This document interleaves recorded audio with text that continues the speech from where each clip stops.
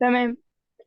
المره اللي فاتت احنا قلنا ان السولت هي الماده اللي مكونه من حتتين، حته جايه من اسيد وحته جايه من بيز. الحته اللي جايه من الاسيد اسمها اسيديك راديكال، والحته اللي جايه من بيزك اسمها بيزك راديكال. الاثنين مع بعض هيعملوا لي حاجه اسمها السولت. اتفقنا ان السولت موجود في حياتنا يا اما في صوره سوليبل في الووتر، يا اما في صوره ايه، روكس. صح يا روان؟ تمام. جميل. طيب، زي ال KNO3. ال KNO3 جاي او في حته جايه من الاسيدك وحته جايه من البيزك. يعني مثلا ال KNO3، الكي ده جاي منين؟ جاي من بيزك سبستانس اسمها KOH. طب وال NO3 جاي من حته مستر اسيدك. نعم. مستر يس. مستر نعم. الصوت قطع مرة واحدة يعني. لا، الصوت واضح. اتش. لا، كان قطع مرة واحدة كده اهو دلوقتي بقى واضح. تمام. طيب الحمد لله الصوت واضح. لا، ما تعمليش اشاعات، الصوت واضح. طيب، اكزامبل تاني لو خدنا الكي او اتش فعلناه مع النيتريك اسيد هيدينا بوتاسيوم نيتريت. الحته اللي هي بوتاسيوم دي جت منين؟ جت من البوتاسيوم هيدروكسيد، جت من هنا. طيب والحته اللي هي NO3 جت منين؟ جت من النيتريك اسيد. يبقى السولت اللي عندي ده اللي اسمه بوتاسيوم نيتريت حته منه جايه من الاسيد والحته الثانيه جايه منين؟ من البيزك. خلاص. طيب ازاي بنعمل تمام. نومنكليتشر للسولت؟ ببساطه وبكل وضوح، السولت حته منه اسيدك وحته منه بيزك. فالقواعد اللي اتفقوا عليها ان احنا نقول الحته البيزك الاول وبعد كده نقول الحته الاسيدك. يعني مثلا اللي قدامي ده، الحته البيزك بتاعته هي الكي، والحته الاسيدك هي ال NO3. فاحنا نقول بوتاسيوم نيتريت، بنقول الحته البيزك الاول اللي هي بوتاسيوم بعد كده النيتريت. طيب نفس الكلام هنا، السولت ده اسمه ايه؟ بوتاسيوم. يعني انا هنا برضو بدأت بالحته البيزك اللي هي البوتاسيوم وبعد كده ال CH3COO اللي هي اسمها اسيتيت، يبقى ده اسمه بوتاسيوم اسيتيت. يبقى تاني الرول الثابته الواضحه بتاعتنا بتقول ايه وانت بتعمل نومنكليتشر للسولت؟ ان انا بقول الحته البيزك وبعد كده الحته الاسيديك. اسد. خلاص، الحته اللي جايه من الاسيد. اوكي. طيب بس الفرق البسيط لو انا عندي مينرال واورجانيك سولت، في فرق بسيط بيحصل ان في كتابه السولت ذات نفسه الموضوع بيختلف شويه. خلينا ناخد كام اكزامبل كده مع بعض. لو قلنا مثلا انا عندي سولت اسمه اتش سي او او ماسكه في كي. الحته اللي اسمها سي او او اتش سي او او دي اسمها فورميت. والكي اسمه بوتاسيوم. يبقى على بعض كده هنقول ايه؟ احنا اتفقنا ان احنا بنقول الحته البيزك الاول بوتاسيوم. بوتاسيوم كلوريد. صح كده، بوتاسيوم فورميت. طب ايه الفرق بقى هنا؟ السولت ده بنقول عليه سولت اورجانيك. سولت ايه يا روان؟ اورجانيك. يعني ايه اورجانيك؟ يعني في حته جايه من اورجانيك سبستانس اللي هي الحته بتاعت الفورميت دي. ففي حاله الاورجانيك سولت احنا بنبدا بالجزء اللي جاي من الاسيد وبعد كده الجزء اللي جاي من البيزك. يعني خلينا نقول اكزامبل تاني. لو عندي سولت اسمه صوديوم بروبانويت. بروبانويت يعني ثلاث كربونات CH3 CH2 COO. الحته دي جايه من اسيد اسمه بروبانويك اسيد. طب الحته الثانيه، الحته اللي هي البيزك، احنا اتفقنا ان هو بوتاسيوم او صوديوم. ايه الفرق بقى ما بين السولت ده والسولت العادي اللي احنا متعودين عليه؟ اي سولت احنا متعودين عليه الترتيب بيكون مختلف. يعني انا ببدا بالحته البيزك، ببدا بالبيزك الاول يعني صوديوم مثلا Na، وبعد كده الحته الاسيديك NaCl. شوف الاختلاف. اللي فوق ده بنقول عليه سولت ايه؟ اورجانيك. ده اسمه ايه؟ سولت اورجانيك. اورجانيك سولت. طب واللي تحت ده ان اورجانيك. خلاص. يبقى الفرق تمام. الواضح ما بين الاورجانيك والان اورجانيك هو ترتيب الكتابه. ترتيب الكتابه. طيب ازاي بقى؟ يعني انا هنا انا بدات بالحته اللي جايه من الاسيديك، الحته دي جايه من الاسيديك او الاسيديك راديكال او اللي احنا قلنا عليه انايون. والحته الثانيه دي هي حته الكاتاين او الحته اللي جايه من البيزك راديكال. خلاص. طيب العكس تمام. بقى، العكس هنا، احنا بدأنا بالكاتاين الاول، وبعد كده عملنا ايه؟ الاناين. واضح؟ تمام. جميل. أمم. يبقى ده ببساطة الفرق البسيط ما بين السولت اللي جاي، او السولت اللي احنا قلنا عليه اللي جاي من اورجانيك سورس، والسولت التاني اللي هو يعتبر ان اورجانيك. الفرق بس في الترتيب، لكن القاعدة بتاعتنا الكبيرة او اللي احنا هنمشي عليها على طول، واحنا بنقول ايه؟ الاول بنقول البيزك راديكال، البيزك راديكال، وبعد كده يا روان، الأسيد اه بعد كده راديكال. الاسيديك راديكال. خلاص، هي دي القاعدة بتاعتنا اللي هنمشي عليها. اوكي، تعالي نكمل تاني تمام. اللي احنا كنا واقفين عنه. طيب، فاول قاعده بنبدا بالاسيدك، بعد كده بنبدا بالبيزك. القاعده الثانيه، لو انا عندي هيدروجين كربونيت او هيدروجين سلفيت، ببساطه هنستخدم المقطع يا اما هيدروجين سلفيت يا اما باي سلفيت، يا اما هيدروجين كربونيت يا اما باي كربونيت. يعني مثلا لو انا عندي سولت في حته اسمها HCO3، دي اسمها ايه ال HCO3 دي يا روان؟ يا اما نقول باي كربونيت، يا اما باي كربونيت، يا اما نقول ايه؟ يا اما هيدروجين كربونيت، يا اما باي كربونيت يا اما هيدروجين كربونيت. واضح؟ اوكي. يبقى دي الرول الثانيه اللي كربونيت. يا اما باي كربونيت يا اما هيدروجين كربونيت. يا إما هيدروجين كربون. جميل. تمام. طيب، الرول الثالثه، لو انا عندي اليمنت او عندي ميتال اللي هو البيزك راديكال، يعني عنده اكتر من اوكسيديشن ستيت زي الايرن كده، مش احنا عندنا ايرن ثنائي وايرن ثلاثي؟ فلما اجي اكتب واحد من الاليمنت اللي عندها اكتر من اوكسيديشن ستيت دي، لازم احدد الاوكسيديشن ستيت بتاعتي. يعني ما ينفعش اقول ايرن كلورايد واسكت، ولا اقول ايرن سلفيت واسكت، لا، لازم ايه؟ لازم احدد الاوكسيديشن ستيت او الفالنس. ممكن يكون ثنائي، احادي، ثلاثي، على حسب بقى. يعني تعال ناخد اكزامبل على الموضوع ده. آه لو قلنا مثلا عايز اكتب او عايز اسمي السولت ده FeCl3، اسمه ايه؟ اسمه ايه يا روان؟ كالسيوم كالسيوم. ايون. يا روان، وحيد الله، بس كالسيوم ايه؟ مش احنا قلنا كلورايد كلورايد. بنبدا بالحته البيزك الاول؟ اه. يبقى اير ايون كلورايد. كلورايد. صح، ايرن كلورايد. بس في حاجه زياده بقى، في حاجه زياده، ايه هي؟ ببساطه الايرن هنا من نوع اللي اسمه ايه؟ ايرن ثلاثي. يبقى انا لازم اقول ايرن 3 كلورايد. طب انت عرفت ازاي ان هو ايرن ثلاثي؟ لان الفالنس بتاعه لما اعطاه الكلورايد كان فالنس ثلاثي. طيب تعال ناخد اكزامبل تاني. تمام. لو قلنا مثلا آه آه مثلا MN CL CL2، ها ده اسمه ايه؟ نقول عليه ايه؟ MN الام ده ان. منجنيز، منجنيز. منجنيز. تمام. من منجنيز كلورايد. تمام. لا برضه. منجنيز. نقول، ايه. لازم نقول منجنيز داي. 2 او منجنيز 2 2. داي. لازم نقول 2. يبقى الاليمنت اللي عندها اكتر من اوكسيديشن ستيت لازم اقول الاكسيديشن ستيت او الفالنس. يبقى منجنيز 2 كلورايد. واشهرهم الايرن والكبر. اشهرهم الايرن والكبر. تعال ناخد تمام. اكزامبل كده على الكبر. لو قلنا CuCl2، ده يتقال عليه كبر 2 داي. كبر داي كبر 2 او كلورايد. كبر داي كبر. ايوه كده، كبر 2 كلورايد. فاهمه؟ كبر 2 كلورايد. تمام. خلاص. يبقى الاليمنت اللي عندها اكتر من اوكسيديشن ستيت لازم احدد الاكسيديشن ستيت واحنا بنكتبها. يعني اخر حاجه FeCl2، ده يتقال عليه، يتقال آه عليه ايون. اه, ايرون. آه. ايرون داي كلورايد. ايوه، ايرن 2 كلورايد.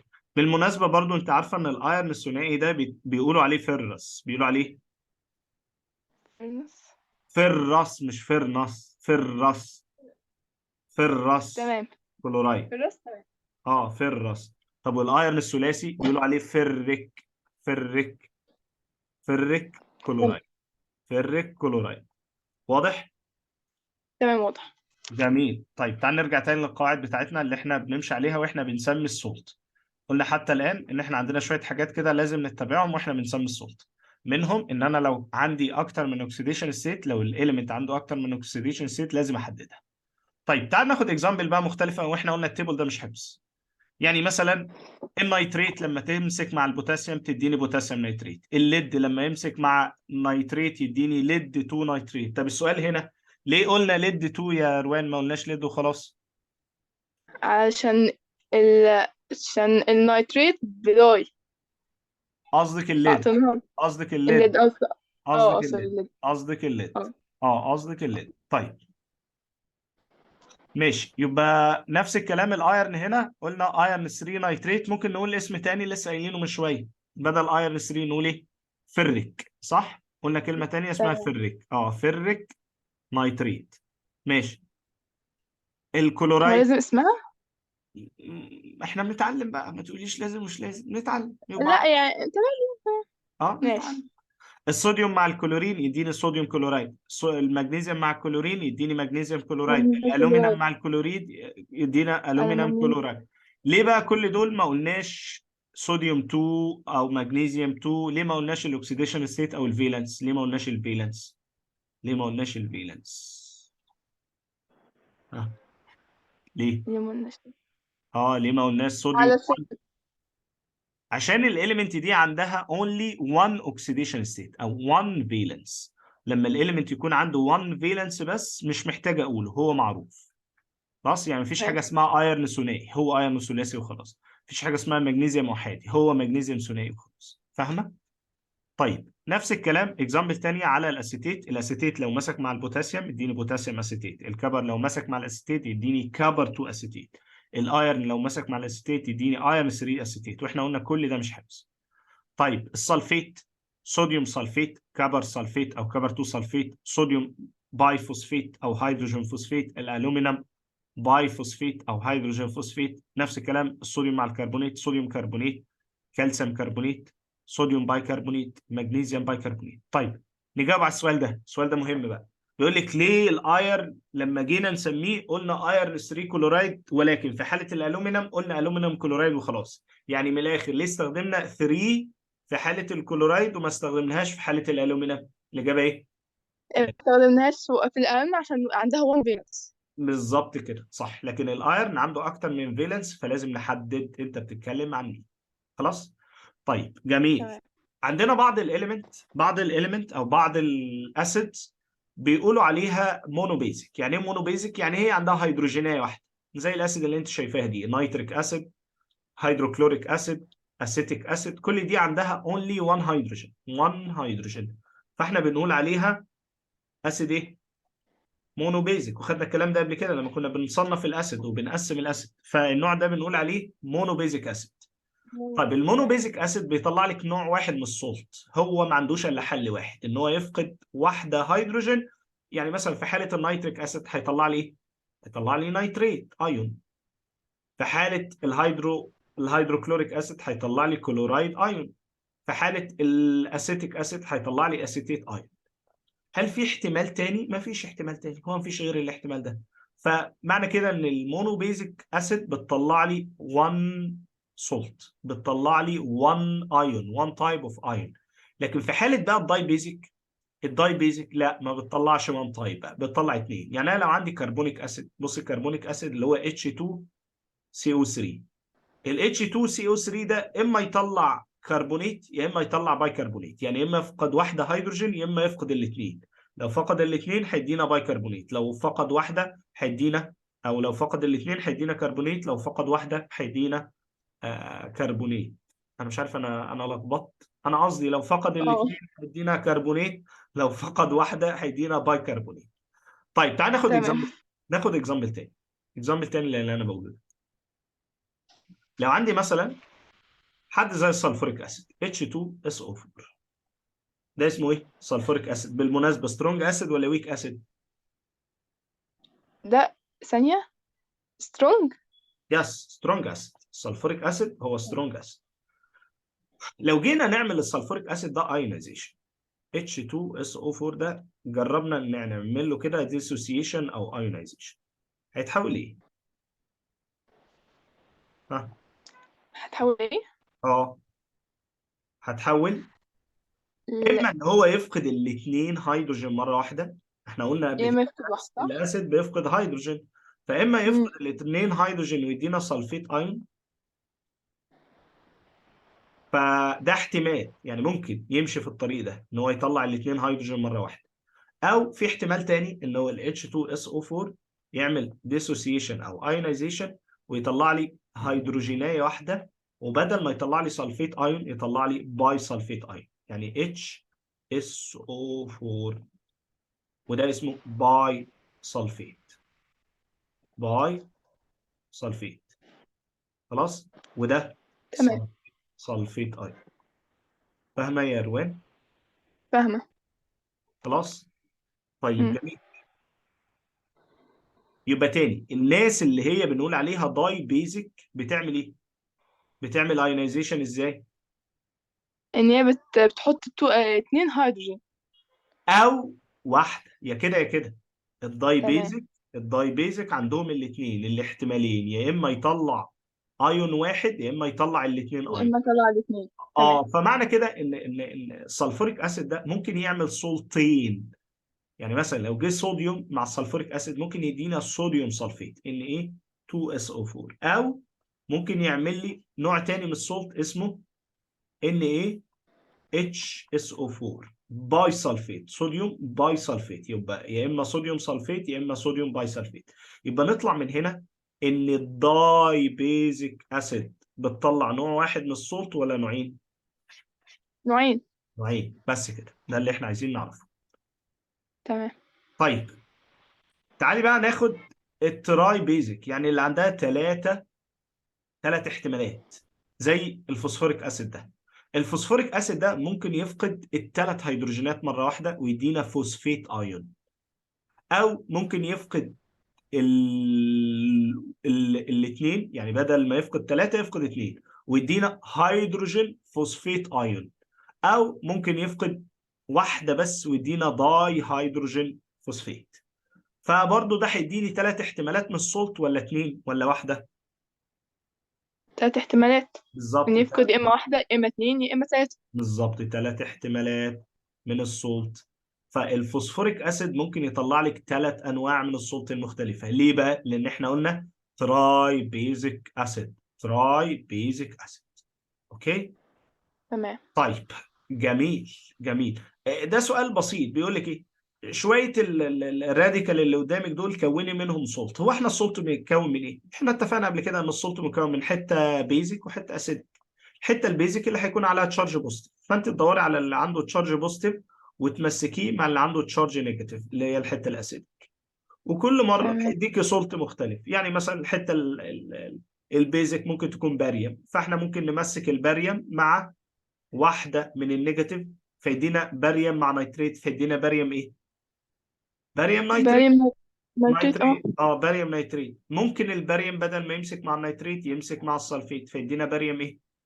سلفيت. باريوم سلفيت. ممكن يمسك مع الكلورايد فيدينا باريوم كلورايد. كلورايد. صح كده. نمسك تاني واحد البوزيتيف ده اللي هو الكالسيوم، ممكن الكالسيوم يمسك مع النيتريت فيدينا كالسيوم نيتريت. كالسيوم مع نيتريت. السلفيت كالسيوم سلفيت كالسيوم سلفيت.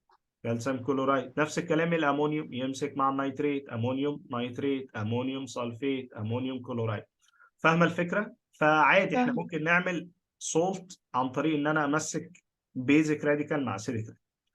طيب تعالي بقى كيميكالي عايزين نكون السولت، يعني احنا عرفنا يعني ايه سولت، دلوقتي بقى عايزين نصنعه. عايزين نصنع السولت. نفترض ان انا دخلت المعمل بتاعي وقلت لهم فين السولت؟ قالوا لي مفيش، خلاص مفيش سولت. فانا قلت لهم خلاص سهله، ده اذا كان انا كيمست قد الدنيا فانا اقدر اصنع اي حاجه. فقالوا لي خلاص روح صنع بقى. فانا قلت لهم علموني في الكيمستري ان تصنيع السولت ليه كذا طريقه. تعالي نقولهم كده بالراحه مع بعض بالورقه والقلم. السولت ليهم كذا طريقه. لو انا عايز اصنع سولت في كذا طريقه. اول طريقه ان انا اجيب الاكتيف ميتال، اكتيف ميتال وافعله مع اسيد، اكتيف ميتال واعمل له رياكشن مع اسيد. يعني ايه اكتف ميتال؟ يعني الميتال اللي بتسبق الهيدروجين في الالكتروكيميكال سيريز. لو فاكره كده زمان كانوا بيعلموكي في حاجه اسمها الاكتيفيتي سيريز، اللي فيها الهيدروجين في النص كده، وفي اليمنت فوقيه واليمنت تحتيه. الاليمنت اللي فوقيه زي مثلا الكالسيوم والصوديوم والبوتاسيوم والليثيوم، صح؟ اه اه صح. وفي اليمنت تحتيه زي الكبر والسيلفر والجولد، صح؟ دي بنقول صح عليها الالكتروكيميكال سيريز او السيريز. خلاص، دي كده تمام. اسمها السيريز، ترتيب الاليمنت. ترتيب الاليمنت على اساس ايه؟ على اساس الاكتيفيتي. اكتيفيتي، ترتيب الاليمنت على اساس الاكتيفيتي. خلاص. فالاليمنت اللي يهمني بس الاليمنت اللي فوق الهيدروجين مور اكتيف، مور اكتيف. واللي تحت الهيدروجين ليس. لو اكتف. ليس، لا مش نو، ليس. ليس اكتيف. تمام. خلاص. فانا عايز اليمنت من الناس اللي فوق دي اللي هم المور اكتيف، وافعله مع مين؟ افعله مع ال لسه. اجيب اسيد. بس. افعله مع اسيد. خلاص. طيب زي ايه؟ زي لو انا جبت اكتيف ميتال زي الصوديوم، ان ايه؟ عارفه ان الصوديوم طبعا ميتال اكتيف قوي لدرجه ان احنا بنحطه تحت الكيروسين، ما بنسيبوش في الهواء كده. طيب جبت الصوديوم ده وهفعله مع حد زي ال H2SO4، سلفوريك اسيد. سلفوريك اسيد، دايل سلفوريك اسيد، اكوا سلفوريك اسيد، وعلى السهم دايل. ايه اللي بيحصل؟ معروف ان الرياكشن ده بيتم كالتالي: ان الاكتيف ميتال بيروح يعمل رياكشن مع الهيدروجين ده، يعني ده بيروح يعمل ريبليسمنت للهيدروجين بتاع الاسيد. طب وبيطلع لي ايه؟ بيطلع لي الميتال بيمسك مكان الهيدروجين بتاع الاسيد، فيدينا Na2SO4. طيب بلس الهيدروجين بتاع الاسيد ده يطلع، يتصاعد، يحصل له عمليه ايفولفينج. يحصل له عمليه ايه؟ نيفولف. ايفولفينج. طيب تعالى نعمل بالانس الايكويشن. الصوديوم هنا 2. ماشي. تمام. طيب الهيدروجين اللي طالع ده لو انا عايز اكتشفه او عايز امسكه كده او اتعرف عليه، بتعرف عليه ازاي؟ بجيب حاجه مولعه، حاجه زي يعني فليم كده او هيت، واقربها للهيدروجين اللي طالع ده. بيعمل ايه بقى؟ بيعمل بوب ساوند. بيعمل بوب ساوند. خلاص. يبقى بيرن ويز بوب ساوند، بيشتعل بفرقعه. لما الاقي الغاز اللي عندي بيشتعل بفرقعه يبقى ده غاز ايه يا روان؟ بيعمل بوب ساوند. ايوه، اسمه ايه الغاز اللي بيعمل البوب ساوند ده؟ هيدروجين. يس، هيدروجين جاز. يبقى ده اول كيميكال رياكشن، ودي اول طريقه ممكن استخدمها عشان اصنع السولت. فين السولت بقى اللي انا صنعته؟ انا مش عارف انت تايهه ولا معايا. فين السولت اللي انا صنعته؟ ها؟ هس... يعني في الاخر حطينا H2 الهيدروجين، بس احنا عملنا Na SO4. صح، عملنا ده. هو ده السولت بتاعنا. تعرفي تسميه زي ما اتعلمنا من شويه؟ صوديوم ايه؟ اه صوديوم سلفيت. لا لا صوديوم. صوديوم SO. SO4، دي اسمها سلفيت. صح، صوديوم سلفيت. ايوه، صوديوم سلفيت. صح، كلامك صح. يبقى صنعنا صوديوم سلفيت، والصوديوم سلفيت ده يعتبر سولت. دي أول طريقة يا روان احنا بنصنع بيها ال السولت، ان انا اجيب الاكتيف ميتال وافعله مع الاسيد. خلاص، فاهمة كده؟ اه طيب تعال نشوف طريقة تانية. تعالي نشوف طريقة تانية. الطريقة التانية second method، بدل ما اجيب الاكتيف ميتال، لا انا هجيب حاجة اسمها ميتال اوكسايد. ميتال اوكسيد. احيانا التعامل مع الاكتيف ميتال ما بيكونش سهل، فالحل ان احنا بنجيب ميتال اوكسيد. طب ليه بقى التعامل مع الاكتيف ميتال صعب؟ احيانا التفاعل مع الاكتيف ميتال بيكون دينجرس، زي الصوديوم كده، التعامل معاه مش سهل. دينجرس. دينجرس زي الصوديوم. احيانا الميتال نفسه ما بيتفاعلش. الميتال نفسه انرت. هو نفسه لو احنا جبناه كده لوحده بيكون انرت زي الكبر. فالحل ايه بقى مع الوضع ده؟ ان انا عندي يا اما ميتال اكتف قوي مش عارف اتعامل معاه، يا اما انرت ما بيتفاعلش اصلا. الحل ان احنا بدل ما نمسك الميتال لوحده ناخد الميتال اوكسيد. الميتال اوكسيد. بموضوع الميتال اوكسيد ده حاجه مهمه، وانت عارفه يعني ايه ميتال اوكسيد؟ يعني انا اجيب الميتال الام ده وامسكه في الاكسجين، انا كده عملت حاجه اسمها ميتال اوكسيد. طيب جميل، تعالي بقى نعمل بالميتال اوكسيد ده كيميكال رياكشن. لو خدنا مثلا مغنيسيوم اوكسيد، مش ده ميتال اوكسيد؟ اه فعلناه مع الاسيد، يبقى الميتال اوكسيد التفاعل بتاعنا ميتال اوكسيد واسيد برضه، كل مره هنستخدم الاسيد، بس الفرق ان انا هغير الماده اللي هتمسك في الاسيد. يبقى ميتال اوكسيد مع الاسيد زي ال HCl، اي اسيد بقى HCl، برضه نفس الكلام اكوس ودايل. ايه اللي هيحصل؟ هيديني مغنيسيوم كلورايد MgCl2، والاتش هياخد الاو يديني H2O. يبقى انا صنعت سولت ولا لا؟ ها؟ صنعت اسمه ايه السولت ده؟ مغنيسيوم كلورايد. ايوه كده، مغنيسيوم كلورايد. مغنيسيوم كلورايد، رائع. طيب المغنيسيوم كلورايد ده جه منين؟ لما جبت المغنيسيوم اوكسيد وفعلته مع الهيدروكلوريك اسيد.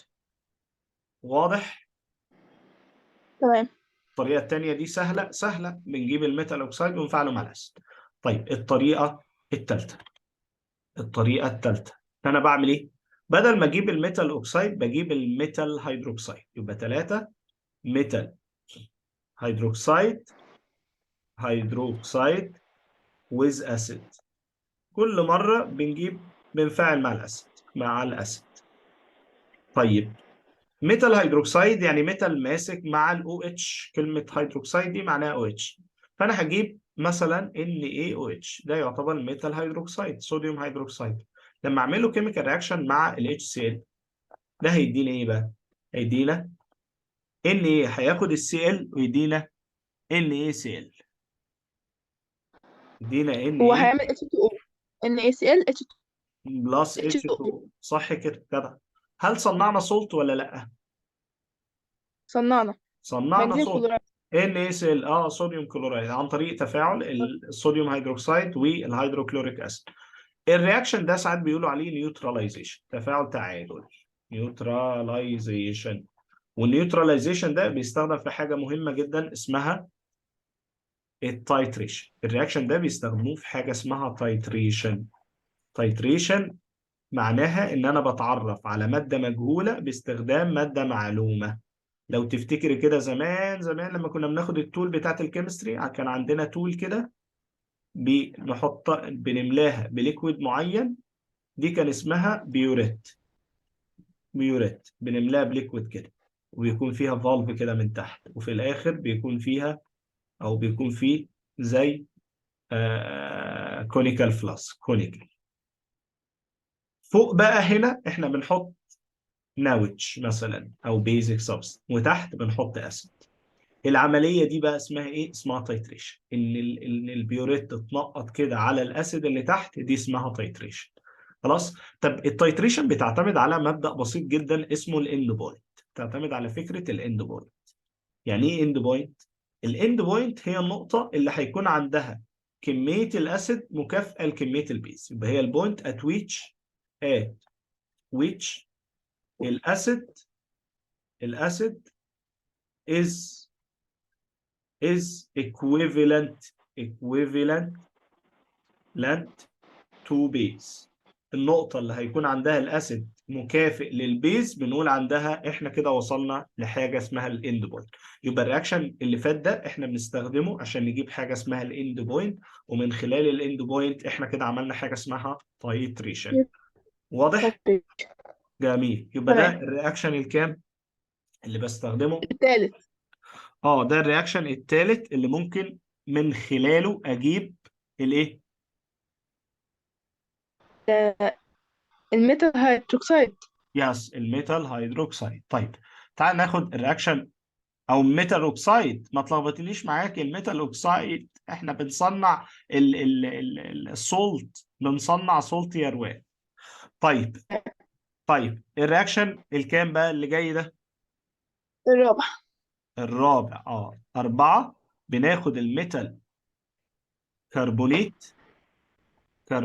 يعني اي حد عنده كربونيت ونفعله مع اسيد، نجيب كربونات ونفعلها مع اسيد. طيب ازاي بقى؟ ميتال كربونات زي صوديوم كربونات Na2CO3، فعلها مع الاسيد زي ال HCl هيدروكلوريك اسيد. ايه اللي يحصل؟ اللي يحصل زي كل مره هيحصل السولت هيتكون ال ال NaCl2. لا NaCl، لان ده مونوفيلنت وده مونوفيلنت. NaCl تمام. بلس ال H تاخد ال CO3 فيدينا H2CO3. ده اسمه كربونيك اسيد. اسمه ايه؟ كربونيك كربونيك اسيد. أسيد. والكربونيك اسيد يعتبر ويك اسيد، بيتفكك على طول. عشان كده احنا ممكن نكتب الرياكشن ده بطريقه تانيه. ممكن نقول ان Na2CO3 بلس HCl ده هيدينا NaCl، ونفكك بالمره بقى الكربونيك اسيد ده ل CO2 وميه. CO2 وميه. جميل. يبقى حتى الان طبعا نعمل بالانس الايكويشن، يبقى 2 Na وهنا 2 بس كده. الرياكشن ده ساعات بيقولوا عليه اسيديتي تيست. ليه بقى؟ لان الرياكشن ده هو بيكشف لي هل الماده اللي عندي دي اسيديك ولا لا. اسيديتي تيست. يعني ايه اسيديتي تيست؟ يعني انا لو عندي اسيد وشاكك ان هو اسيد، ممكن اجيب له اي حاجه فيها كربونات. اي حاجه فيها كربونات. ايه اللي هيحصل بقى؟ هيحصل حاجه اسمها بابلينج او فوران او effervescence bubbles of CO2 جاز. اول ما الاقي البابل بتاعه ال CO2 جاز دي اعرف ان انا كده عندي اسيد. يبقى تاني التفاعل ده اسمه ايه يا روان؟ اسيديتي تيست. ليه اسيديتي تيست؟ لان هو بيطلع بابل من الكربون دايوكسيد. بيطلع بابل من ايه؟ من كربون الكربون. دايوكسيد. من الكربون دايوكسيد. طيب ده التفاعل الرابع والطريقه الرابعه اللي من خلالها هجيب السولت. خلاص هجيب السولت، هجيب حاجه فيها كربونات وافعلها مع الاسيد. الطريقه الخامسه والاخيره، هنعمل ايه؟ فعليا احنا هجيب مش الكربونات بقى، لا هجيب حاجه اسمها ميتال باي كربونات. المره دي باي كربونات وافعله مع الاسيد. ايه اللي هيحصل بقى؟ ايه اللي هيحصل؟ ببساطه كيميكال رياكشن زي كل مره. يبقى NaHCO3 ده ميتال باي كربونات، افعله مع الاسيد زي ال HCl. ده يدينا ايه؟ يدينا NaCl بلس H2O بلس CO2 زي اللي فات. زي اللي فات بالظبط، الفرق الوحيد هو البالانس. يبقى تاني لو انا عندي ميتال بايكربونات وفعلته مع الاسيد، برضه هيطلع لي سولت وميه وكربون دايوكسيد. ودي الطريقه الخامسه والاخيره اللي ممكن من خلالها اصنع السولت. وممكن نعتبرها برضه اسيديتي تيست. ليه؟ لان هي برضه بتطلع كربون دايوكسيد، والكربون دايوكسيد بيطلع بابلز زي اللي فات بالظبط. يعني في بابلز كده او بقلله او فقاعات من الكربون دايوكسيد جاز. خلاص. يبقى احنا كده خلصنا الخمس طرق اللي ممكن من خلالهم احضر السولت. اخر حاجه بقى، السولت اللي طالع لي ده نوعه ايه؟ يعني ممكن يكون اسيدك، ممكن يكون بيزك، ممكن يكون نيوترال. السولت اللي طالع ده ممكن حاجه من الثلاثه، اسيدك او بيزك او نيوترال. فتعالي كده سريعا، ده اللي احنا قلناه بسرعه. احنا قلنا ان احنا لو جبنا اكتيف ميتال وفعلناه مع الاسيد هيطلع لي ميتال او سولت وهيدروجين جاز، يعني هيدروجين جاز بيتصاعد. طيب تاني طريقه ان انا اجيب ميتال اوكسيد وافعله مع الاسيد. طب ليه بجيب الميتال اوكسيد؟ قلنا حاجتين، يا اما الاليمنت ما بيتفاعلش خالص زي الكبر، يا اما الاليمنت بيتفاعل بس دينجرس. يبقى انا بلجأ للميتال اوكسيد في حاجتين، لو عندي اليمنت دينجرس او عندي اليمنت ما بيتفاعلش اصلا. خلاص. طيب زي ده. خلاص. زي الكبر اوكسيد. الكبر اصلا لوحده كده ما بيتفاعلش، لو انا جبته كاوكسيد هيتفاعل ويطلع لي كبر سلفيت وميه. طيب الطريقه الثالثه ان انا اجيب الميتال هيدروكسيد وافعله مع الاسيد، وسمينا الطريقه دي نيوتراليزيشن، وهي الاند بوينت. يعني بستخدمها ان انا اجيب حاجه اسمها الاند بوينت او بعمل تايتريشن. زي الاكزامبل ده صوديوم هيدروكسيد والاتش سي ال يدينا NaCl وميه. الطريقه الرابعه ميتال كربونيت او ميتال باي كربونيت. انا قسمتهم رابعه وخمسه، وهنا بيعتبرهم حاجه واحده مع انهم مش حاجه واحده ولا حاجه. ماشي. زي الرياكشن ده ميتال كربونيت مع الاتش سي ال يدينا صوديوم كلورايد وميه وكربون دايوكسيد، وسمينا الكلام ده اسيديتي تيست لان هو بيعمل بابل. طيب السؤال بقى، السولت اللي طالع ده نوعه ايه؟ على حسب. يعني ايه على حسب؟ يعني انا عندي 3 انواع من السولت. انا عندي 3 انواع من السولت، يا اما سولت اسيدك، يا اما بيزك، يا اما نيوترال. خلينا برضو ناخده بالراحه كده بالورقه والقلم. زي ما قلنا عندنا 3 انواع من السولت. اول نوع اسيدك. امتى السولت يكون اسيدك؟ احنا اتفقنا قبل كده ان السولت هو جاي من اسيد وبيز. لو كان الاسيد سترونج اسيد، سترونج اسيد وويك بيز، يعني البيز في الحاله دي هي الويك بيز. زي ايه بقى سترونج اسيد وويك بيز؟ زي مثلا لما سترونج. سترونج اسيد زي الاتش سي. اه لما فعلوا مع ويك والبيز بيز. زي كابر. ايه؟ ممكن نفعله من اللي هو الويك، ممكن نحط كابر مثلا. لا الكبر ده ميتال، احنا عايزين بيزك يا اروان، زي الامونيوم هيدروكسيد NH4OH. ده بيزك سابستان وده اسيدك سابستان، ده ويك وده سترونج. مين اللي يكسب في الخناقه دي؟ اللي يكسب هو الاسيد. طيب لما الاسيد يكسب يطلع لي سولت نوعه ايه؟ سولت جاي حته منه من الاسيد اسمها كلورايد، وحته تانية جايه من البيزك اسمها امونيوم، فيدينا امونيوم كلورايد. الامونيوم كلورايد سولت ده بقى اسيدك ولا بيزك ولا نيوترال؟ الاجابه اسيدك. ليه بقى اسيدك؟ لان هو جاي من سترونج اسيد السترونج كان اسيدك. ايه؟ عشان كان سترونج اسيدك. صح، عشان هو جاي من سترونج اسيد، عشان هو جاي من سترونج اسيد بلس ميه في الاخر. يبقى ده اول نوع من السولت اللي هو بيكون ايه؟ اسيدك. بيكون ايه؟ اسيدك. النوع الثاني اسيدك. بقى بيزك. يعني ايه بيزك؟ يعني جاي من العكس بقى، جاي من سترونج بيز، سترونج بيز و وايه وويك اسيد. ويك اسيد. اه ويك اسيد، ويك اسيد. سترونج بيز ويك اسيد. طيب اكزامبل للكلام ده، سترونج بيز زي الناوتش. سترونج بيز زي الناوتش، اشهر سترونج بيز. طيب بلس ويك اسيد زي مين؟ الاسيتيك اسيد مثلا. اسيتيك اسيد CH3COH ده ويك اسيد. الاثنين دول يتفاعلوا مع بعض، الاسيد الغلبان يا عيني يدينا CH3COO. طب والبيز تدينا Na. فالصوت اللي طالع ده اللي اسمه صوديوم هيدروكسيد وميه، ده صوديوم هيدروكسيد ده ماله؟ الصوديوم هيدروكسيد ده بيزك. ليه بقى بيزك؟ لان هو جاي من سترونج اسيد، سوري سترونج بيز وويك اسيد، فهو يكون في الاخر ايه؟ بيزك تمام. سولت. اه بيزك سولت. فاهمه؟ فهو في فاهمة. الاخر بيزك سولت. طيب اخر حاجه، امتى يكون نيوترال بقى؟ امتى السولت بتاعي يكون نيوترال؟ لما يكون الاثنين قد بعض، يا اما الاثنين سترونج يا اما الاثنين ويك. يعني سترونج اسيد، سترونج اسيد وسترونج بيز، يا اما ويك اسيد ويك بيز، ويك اسيد بلس ويك بيز. الاثنين ويك مع بعض بيعمل لي نيوترال، اثنين سترونج مع بعض يعمل لي نيوترال. طيب تعال ناخد اكزامبل. لو خدنا مثلا اسيد سترونج زي الاتش سي ال و بيزك سترونج زي النوتش، ده هيدينا ايه؟ هيدينا NaCl، NaCl بلس ميه. السؤال بقى ال NaCl ده نيوترال ولا مش نيوترال؟ نيوترال. ال NaCl ده نيوترال. ليه بقى نيوترال؟